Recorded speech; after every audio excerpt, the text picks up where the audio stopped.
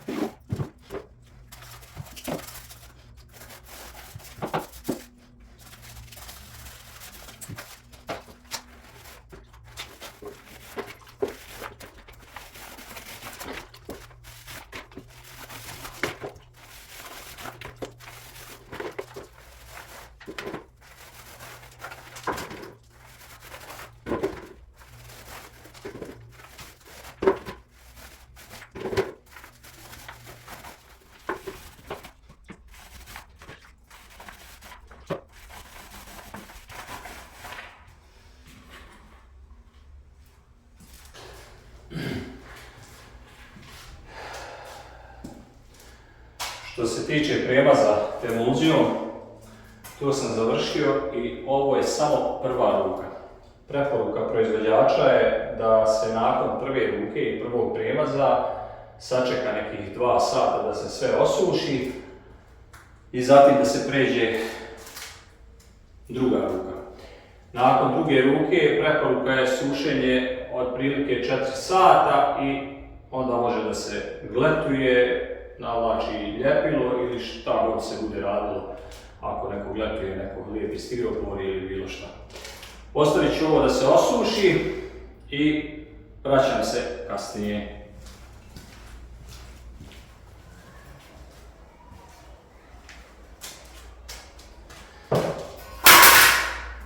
Kada se sve dobro osušilo, sada ću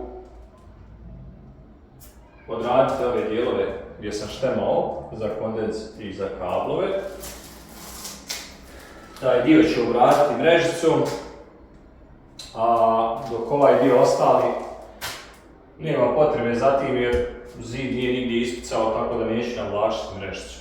Sada ću uraditi taj dio, a onda ću kasnije premazati drugu ruku emulzije i sutra ću nastaviti sa ljepilom.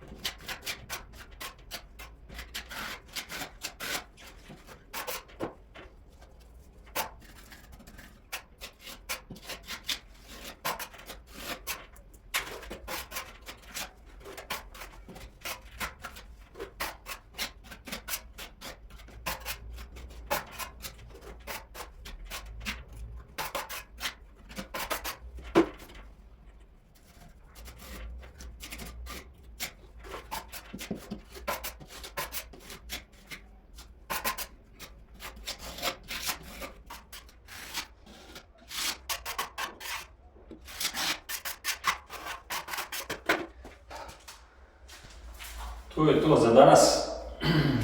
Sutra ću nastaviti, znači premazat ću još jednom emulzijom i onda sutra kad dođem navlačim čitav zid ljepilo i ove sastave skroz u krug će ići bandaž mrežice.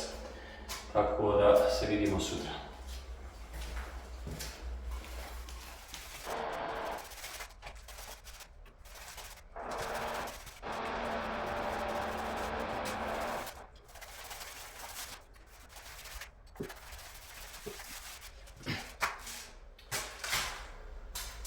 Evo me drugi dan, ovaj dio se osušio i ponovo sam prešao emulzijom čisto da pokupim ostatke prašine koji su ostali. Svakako prije svake ruke je bolje preći emulzijom. Bilo bi dobro da se ovo malo osuši pa da onda navlačim ljepilo, ali ne mora, pošto je ovo jako mali dio, tako da ću odmah krenuti sa ljepilom. Idemo.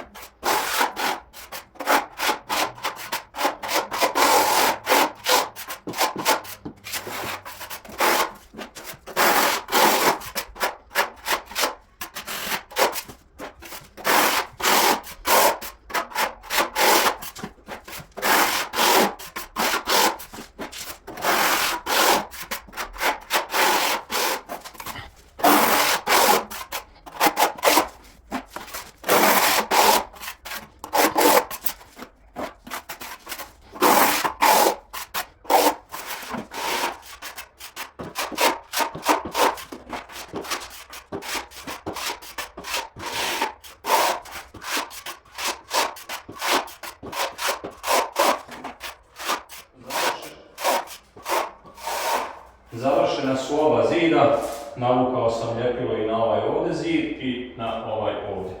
Ovo će sad lagano da se suši, a ja ću sada uzeti bandaž trak, to jest mrežicu, širine 5 cm i sve ove sastave između zida i rigipsa ću bandažirati sa ljepilom.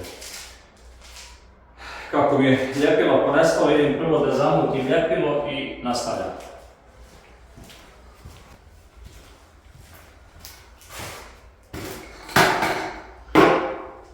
Ljepilo je tu, mrežica je tu i odmah ću krenuti sa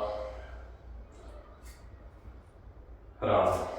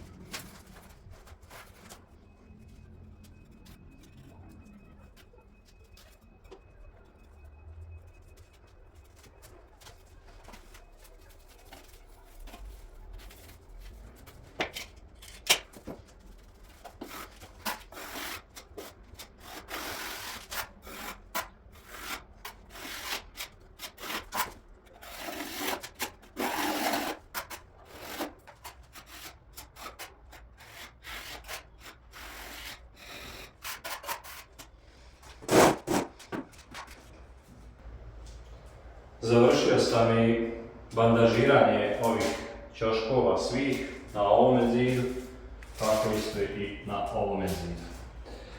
Kao što vidite, ovaj dio ljepila, to je prva ruka ljepila je već malo povukla i polako se suši.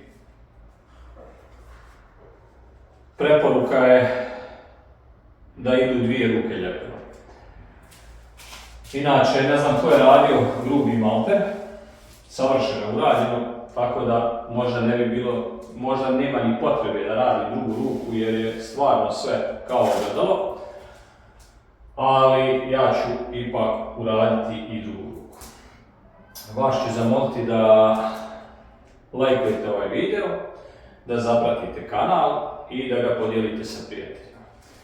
A mi se vidimo u nekom od narednih videa. Ja ću sad da krenem sa drugom rukom. Još jedna stvar, spomenuo bih, inače je preporuka da se ovo sve dobro osuši i da onda ide druga ruka. Ja u praksi praktikujem da kada malo povuče ljepilo da onda radim drugu ruku da se sve bolje sjedini. Tako da vidimo se u narednom videu, a ja ću nastaviti raditi. Pozdrav, čao!